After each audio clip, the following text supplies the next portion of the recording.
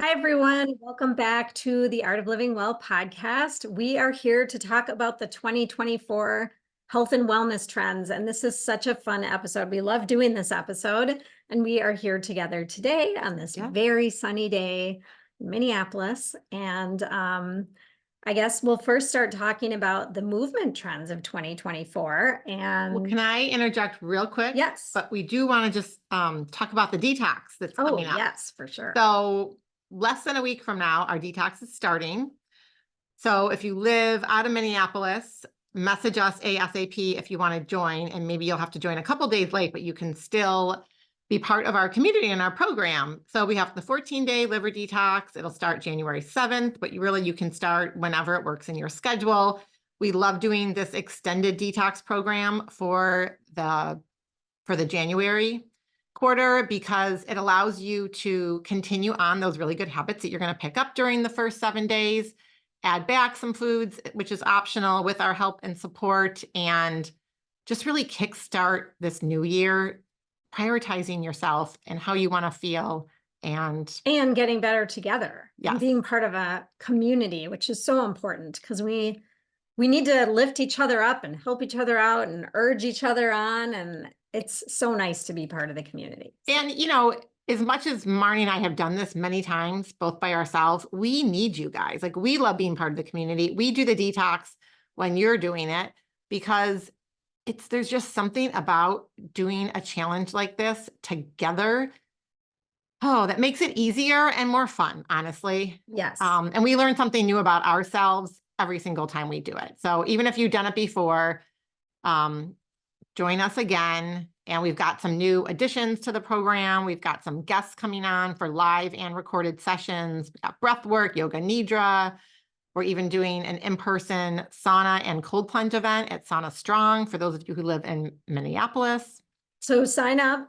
The link is in the show notes. It's on all of our social media. Reach out to us via email, however you want. And we can't wait to have you join us. Yeah. And now on to the movement trends of 2024. Yes. And I think one of the biggest movement trends that I'm seeing or that we're seeing right now is strength training. Like everything is about strength training. We're all talking about longevity. We all want to be able to do what we can, into our 80s and 90s and be able to get on the floor with grandchildren and climb those mountains and do all the things that we all play golf, play tennis, play pickleball, whatever it is that you love to do. And the strength training is going to keep our bones strong. It's hopefully going to keep us from falling and breaking our hip. And it's just so important for longevity. So I think you're going to see more gyms, that are focused on strength training. And, the funny thing is, Marty, maybe like a month or two ago, my sister told me that my parents started strength training like on their own. They've never done anything. They're not gym. I mean, they didn't grow up in the era that we did with all these gyms out there. And if they do join a gym, it's like they're doing kind of basic cardio and walking and things like that. But they bought dumbbells and they actually asked for Christmas that we buy them. Like they wanted to up the weights a little bit.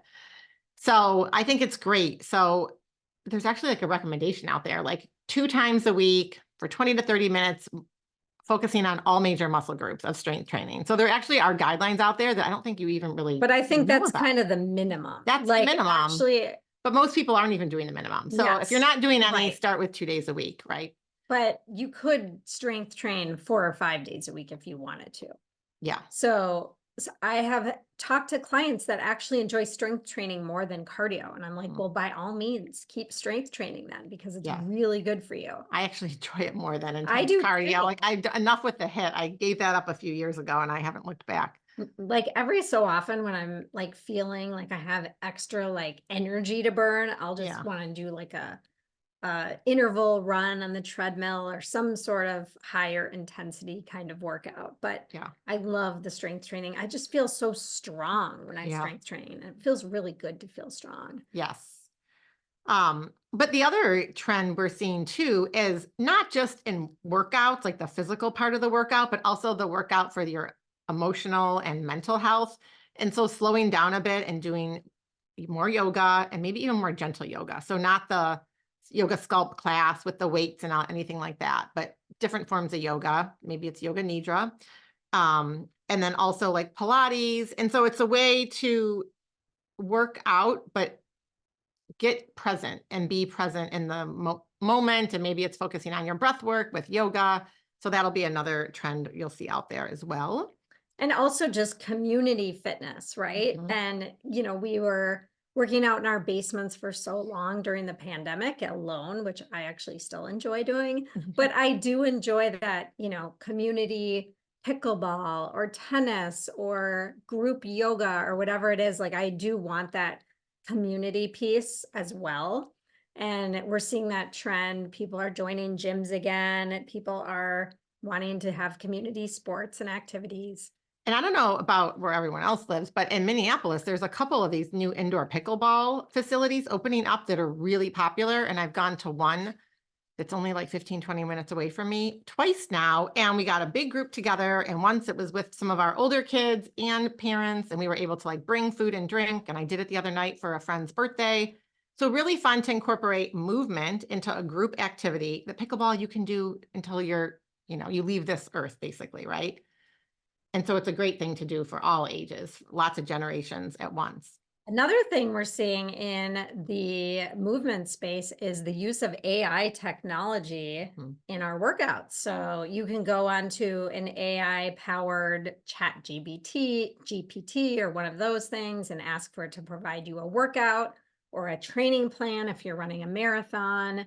And I think we're going to see a lot more of that, in addition to all the wearable devices that are continually coming out and the heart rate variability stuff. Right. And I think what it's going to do is, like, I don't wear a Whoop, but I know a lot of people do, is they will take the data. So like how well you slept based on your heart rate variability and your readiness for the day, and say, okay, today, maybe you should just focus on walking and doing light yoga because you didn't sleep as well, or your heart rate was elevated at night, or gosh, you slept really well and your readiness score is high. So go do your strength training, go do like a more intense class. So it's going to personalize what you should do the next day based on how ready you are.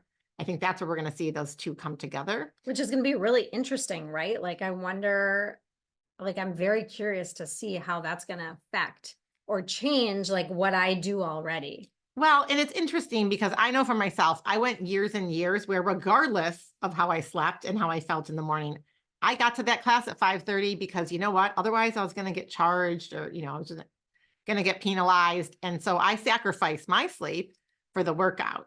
And so if that's what you need until you can tune in and listen to your body, if you need a little wearable or device to be like, hey, hold the brakes, forget the cancellation fee or whatever, don't worry about it, go back to sleep, or just go on a walk or meditate or do something else for your morning routine, then I think that's great. I know even just personally this week, I was like, had gotten a little cold and had really bad sleep last week. And I really wanted to go to a yoga class, but I didn't sign up on purpose because I know if I sign up, then I'm going. And I just let myself sleep. And I was like, if I wake up and I feel okay, great. Otherwise, it's taken me years to get to that point that I can really tune in and listen to my body to know whether I should do that workout or not. And otherwise, your cortisol levels are going to go through the roof if you're just burning yourself out, right? You're not sleeping and getting up and you're doing intense workouts, and that's not what we want. So I think the use of the AI and these devices are actually very valuable. Agree. Once eventually you do get to learn how to tune into your own body, and then you can just like not wear them anymore. Right, exactly. But it's good accountability when you're trying to focus on what your body really needs and the signals that your body's already telling you. Should we move on to like food fuel trends? Yes.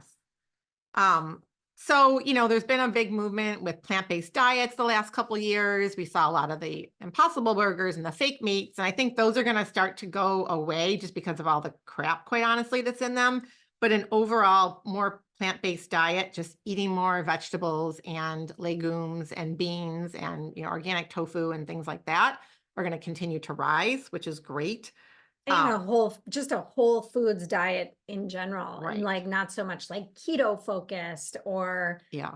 Some of these other diets with the bars and all the other stuff that you hear about, and just really focusing on whole foods, plant-based, Mediterranean, which is really my favorite diet. Yeah, mine too. And it's eating some animal products if you want, and eating some fresh fish. but it's eating more foods, more plant-based foods in general. So most of your diet is plant-based. And that However, doesn't mean like a bunch of bread and pasta either, though. yes, I will say the quest for protein continues. Like, right? Continues. And it's, Yes. I think we're all finding it is a struggle to have enough, to eat enough protein in a given day. And I think it's a struggle for some people, but they're actually saying that people are eating too much protein because of this protein craze. So if you're eating a ton of meat and you're doing tons of like the muscle milk and the shakes and that sort of thing. Even my 13-year-old now the other night, like went and picked up the package of shrimp from the trash to see how much protein was in it. Because I think these young boys, these like teenagers are now really focused on protein. Interesting. I thought this just happened like 2 months ago. I was like, oh boy. So I guess I should speak for myself then. For me, I struggle. I eat a mostly plant-based diet, but I do eat fish and chicken. I struggle to get enough protein in on a daily basis, and I have to actively focus on eating enough protein. Yeah. But I mean, the good thing is there are some good clean options out there. Like, Marnie and I were just talking about how we love baking tofu and roasting garbanzo beans. And those are some quick, easy ways that you can get clean sources of plant-based protein in your diet. Yep. Let's see. I guess, when it comes to fuel and weight loss, I feel like we can't not talk about this Ozempic craze. The class of the GLP-1 drugs. And I think the jury is out on how I feel about those. I can see the benefit, obviously, if you have diabetes, that's one thing, but I think we're talking about more people that are using those drugs outside of diabetes for weight loss specifically. And I think it's really a case-by-case basis, right? Right. There are a lot of negative side effects that are coming out, and I don't know how well understood it is so far. We are not experts in this arena. No. What I do know is that unless you're planning to stay on this drug for the rest of your life, when you go off the drug, you really do need to know how to implement and make those lifestyle changes so that if you do lose 60 pounds, you know how to keep that weight off moving forward. Right. And I think the big thing with any of these drugs, I think it's not a one size fits all, but it's not just the quick fix that I think a lot of people want. Right. So have you already tried for many months or years to lose weight, seeking the help of a professional and changing habits, and it hasn't worked? Then maybe that's a good answer for you because you've already changed the habits. But while you're on the drugs, to Marnie's point, you need to be making habit changes. So if you were eating like crap before and you're eating a lot of processed fast foods and not moving your body, and now you're just eating fewer processed foods because your body is not as hungry as it used to be, and you go off of it and you're still eating the same foods, well, you're going to gain the weight back. So I think it's just really working with a professional too on this to make those lifestyle changes if you choose to go on them. And we're planning to have some experts on this topic in 2024 and we're constantly trying to educate ourselves on this topic as well. Right. So stay tuned. Yeah, stay tuned. And, I think moving on from the food space is just overall like mental health and lifestyle trends we're seeing. And we've talked about this quite a few times, but saunas continue to be extremely popular, which is awesome because they're going to be more available to people around the world. Well, I guess outside of the US, they're already very popular and they have been for many, many, many years. But like Marnie and I, we've had on, recently we dropped with Luis Leonardo, AKA the Sauna Poppy, a whole episode with him. We'll link that up in our show notes. We also had Good Health Saunas on talking about the benefits of sauna. So obviously it's the sweating and removing the toxins and the endorphins and helping with pain and all that good stuff from a health benefit standpoint. But now it's becoming more of like a community social aspect. And they're popping up everywhere. Like in Minneapolis, there's downtown, there's out west. It's like every other, all I'm seeing on my phone feed, and maybe it's because I'm talking about AI, it so much. yeah, right. But I'm seeing sauna and cold plunge, and there's, the non-alcoholic evenings out where you can go sauna and cold plunge. And yes, anyway, it's the watershed. I mean, there's all these places popping up. So it's really fun. I love sauna. I can't say I love cold plunge, but I'm stepping slowly towards it. Well, and I don't know if you guys saw some of the stories we posted a little over a month ago now, Yes. where we did a retreat through the Sauna Poppy and Sauna Strong and with Louise and also his business partner, Harrison. And we were in the lake with like 42, 44 degree water. And we went from lake to sauna a couple times. And it was quite an experience. And you are very much invigorated. It doesn't feel good going in, but it feels really good going out. And you have that after, sauna waiting for you. yes. And you have this, and it's helping with immunity and all sorts of things. So Also, just exposing your body to that stress, the hot and the cold stress really helps you adapt better to stressors as they come up in your life. absolutely. And I think that's for me, one of the best benefits, Right. really. And breathing through that stress. Yep. And we've even just been taking some cold showers, like after we take our normal showers. At our own houses. At our, Just want to clarify that. Good point there, Marnie. Is just take a cold shower for even 30 seconds or a minute after and breathe through it. There are immense benefits. And honestly, on your mood too. I do feel better if I'm a little like grouchy or been getting a little, stressed lately. Just take a minute of a cold shower at the end. And these events are community, not the showers, but like the sauna It could be, I retreats guess. and whatever are really just great community building events. Absolutely. And I actually rented a sauna. I haven't done it yet, but through Sauna Strong, for those of you guys who live locally, I'm renting a sauna for the weekend, and I'm going to have some little like parties, if you will, with friends to come over. So you could make it be part of like a social community event at your house, even if that's something that you're looking for, if you're looking for. Another trend that we saw last year, and I think this trend is continuing into 2024, is the digital health detoxes.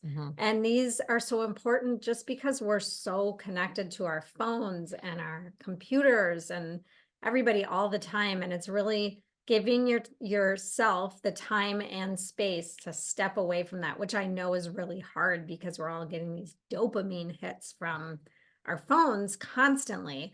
But I think that, even if you just start with the evening where like 8 o'clock at night, you're literally putting your phone away and you're not looking at it until morning.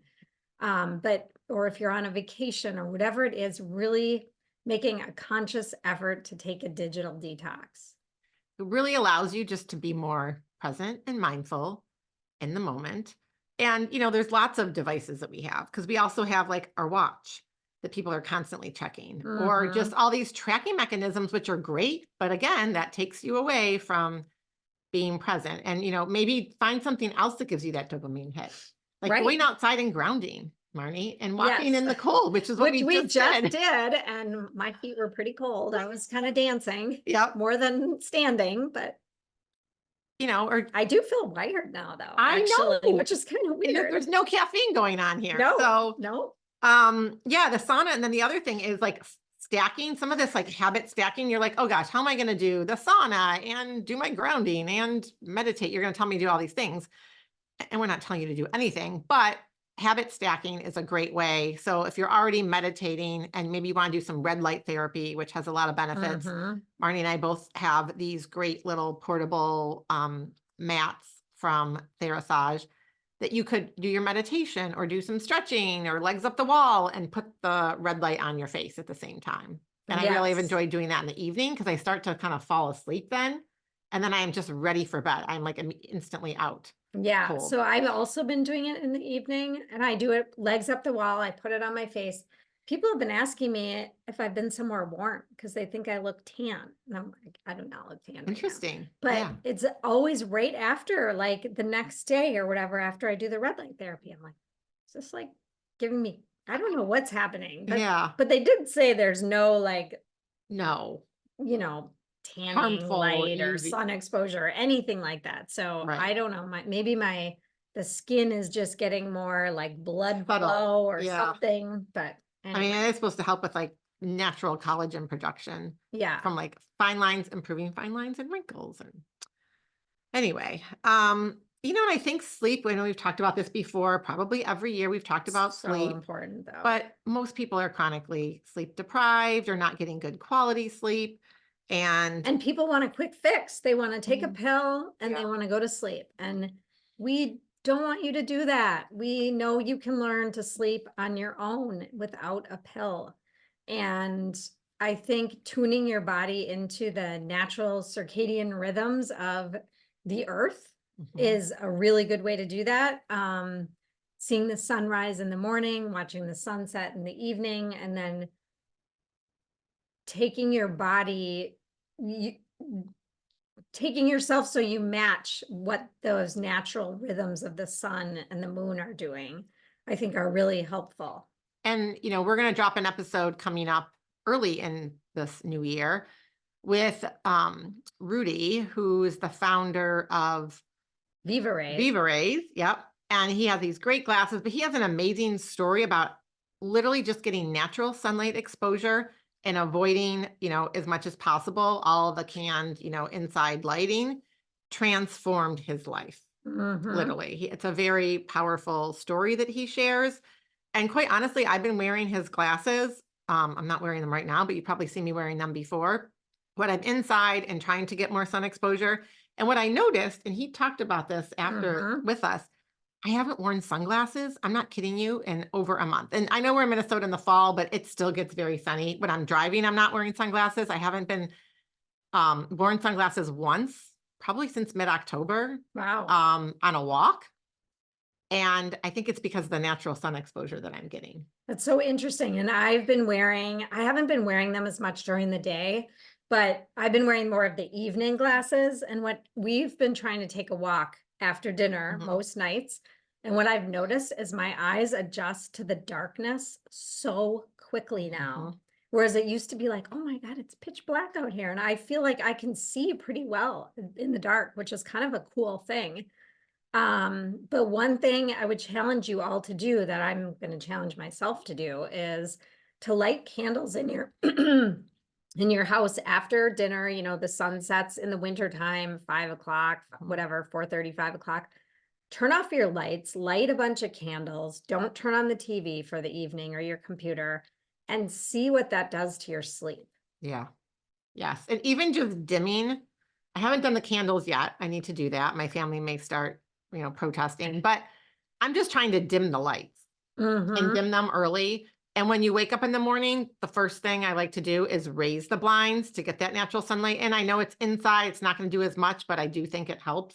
Yeah. And then at night, lowering the blinds when you don't want the artificial light. Like if you have like street lights or something coming in, you want it to be dark before you go to sleep. So just trying to get with that circadian rhythm. And I think it's going to help improve our eyes too. Yeah, I think so too. Yeah. So the last thing that we're going to talk about, which is my favorite, is transformative travel. So which fun. if I could do every trip transformative travel, I would. There's so many cool retreats and programs and hiking trips and out there. Even Joshua, who we're going to have on talking about the cold plunge, does a retreat in Iceland. Yeah. Where it's all about breath work and cold exposure. It looks amazing. We are doing our own transformative experience in September with the 29029, which I know you've heard us mention many times now. But I do think it's going to be like this amazing experience. And, we would really suggest that you try and find your own amazing transformative experience. And it doesn't have to be something outrageous or expensive. Well, just like the retreat that we did with Sauna Poppy, it was a half a day. Yeah. It was 9 till like 1:30, and it was served with a meal. And more of these are popping up. And if you live somewhere else, we know this, winter, if you want to come to Minnesota, there's more of these sauna and cold plunge experiences that are going to happen here. But find your own or make your own, get a bunch of friends together and go do a sauna and meditation or a sound bath experience and combine it with a couple things and make a little mini retreat right where you live. And I think that around the US, actually around the world, we're going to see these transformative travel experiences popping up more and more in 24. Yes, absolutely. And I guess one final note we'll just mention very quickly is supplements, because, there's a supplement for everything. And I guess our message here is, supplements are not a quick fix either, even the ones that are really good and high quality. And obviously don't buy your supplements where you buy your toilet paper, but you don't want to guess, you want to test. And just because your friend or neighbor or someone on TikTok tells you that you need ashwagandha or whatever, it may be beneficial, but you may not need it. So we highly encourage you, reach out to us if you have questions. We do supplement consultations. We do at-home functional medicine lab testing that can test some of these levels and decide based on your health history and your lifestyle and your goals, what supplements you may need. Or obviously, talk to your doctor or another healthcare professional as well. But don't just buy all the products that show up on your Instagram feed. Yeah. And there are a lot of new supplements that are going to be coming out in 24, and, be mindful about that and careful. Like, don't just listen to your neighbor. Right. And we'll link up a couple episodes that we had with, talking about functional medicinal mushrooms and, ashwagandha and other adaptogens that can be very helpful and very powerful. But you want to make sure from a sourcing standpoint that you find high quality products so that you're getting what you're paying for. And just reach out if you have any questions. Yep. We're always here to help. And Happy New Year. Yeah, Happy New Year. Happy, healthy New Year 24. We hope it's a great year. And we hope we see many of you in our upcoming detox program. If not in January, we'll always have one every quarter. Take care. Bye-bye.